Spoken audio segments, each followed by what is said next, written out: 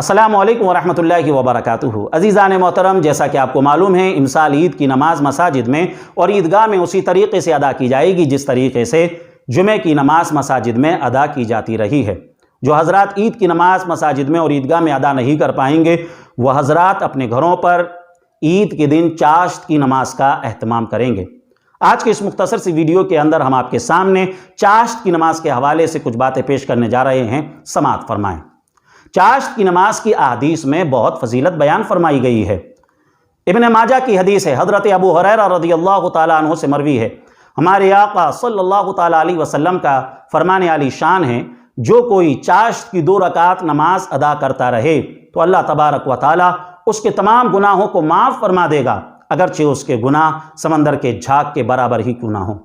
इसके अलावा और दिगर अहादीस में चाश्त की नमाज की फजीलत बयान फरमाई गई है। चाश्त की नमाज का वक्त क्या है? तो बाहर शरीयत के अंदर है, सूरज तुलू होने के 20 मिनट के बाद से लेकर ज़वाल का वक्त शुरू होने से पहले पहले तक चाश्त की नमाज का वक्त रहता है। इस दौरान हम चाश्त की नमाज अदा कर सकते हैं। कितनी रकात अदा की जाएगी, कितनी रकात होती है चाश्त में? तो दुर्र मुख्तार वगैरह के अंदर ये भी मसला मौजूद है कि चाश्त की कम से कम 2 रकात है और ज़्यादा से ज़्यादा 12 रकात हैं। अगर हमें चाश्त की 4 रकात नमाज अदा करनी है तो उसका तरीका क्या होगा? तो उसका तरीका भी समाअत करते चलें। सबसे पहले हम नियत करेंगे। नियत की मैंने 4 रकात नमाज चाश्त की वास्ते अल्लाह ताला के मुँह मेरा तरफ काबे शरीफ के वक्त चाश्त का अल्लाहु अकबर कहते हुए हम नियत बांध लेंगे।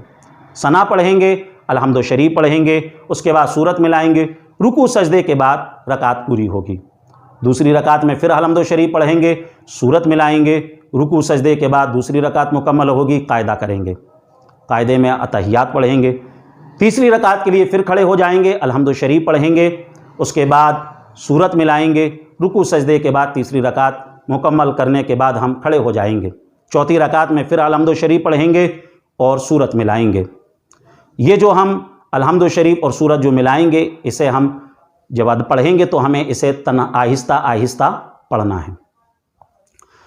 जब चौथी रकात मुकम्मल होगी, अतहियात पढ़ेंगे, कायदे में दुरूद इब्राहिम पढ़ेंगे, दुआ मासूरा पढ़ेंगे, सलाम फेर देंगे। इस तरीके से हमारी चाश्त की नमाज मुकम्मल हो जाएगी। चाश्त की नमाज हम साल भर पढ़ सकते हैं, यानी 12 महीने अदा कर सकते हैं।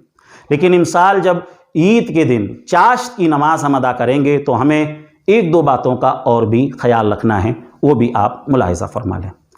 ईद के दिन चाश्त की नमाज जब हम घर पर पढ़ेंगे तो जब मोहल्ले में या ईदगाह में, जो मोहल्ले की ईदगाह है उसमें ईद की नमाज अदा हो जाए, उसके बाद हमें घर पर चाश्त की नमाज अदा करना है, क्योंकि ईद की नमाज से पहले घर पर भी कोई नफिल नमाज पढ़ना जायज़ नहीं, ये मकरूह है, जैसा कि दुर्र मुख्तार वगैरह के अंदर ये मसला मौजूद है। ईद के दिन जब हम 4 रकात नमाज चाश्त अदा कर लें तो ईद की नमाज में तो हम तकबीर कहते हैं, अल्लाहु अकबर अल्लाहु अकबर। अब चाश्त की नमाज में तो तकबीर नहीं है, तो जब चाश्त की नमाज मुकम्मल हो जाए तो हम 34 मरतबा अल्लाहु अकबर अल्लाहु अकबर अल्लाहु अकबर कह लें।